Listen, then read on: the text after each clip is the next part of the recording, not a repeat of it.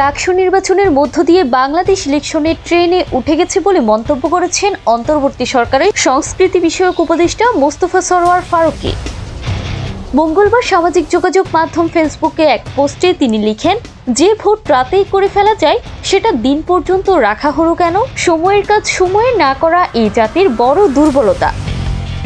ফারুকী আরো বলেন, ডাকসু নির্বাচন উপলক্ষে খুনি হাসিনা যেটা বলেনি, শহীদদের আকাঙ্ক্ষার আলোকে সুষ্ঠু নির্বাচন বিনির্মাণ করতে চায়। পোস্টের শেষে তিনি ফুটনোটে উল্লেখ করেন, ডাকসুর মধ্য দিয়ে ইলেকশনের ট্রেনে উঠল বাংলাদেশ, এরপর আসবে জাতীয় নির্বাচনের ট্রেন। সবাইকে নির্বাচন মোবারক।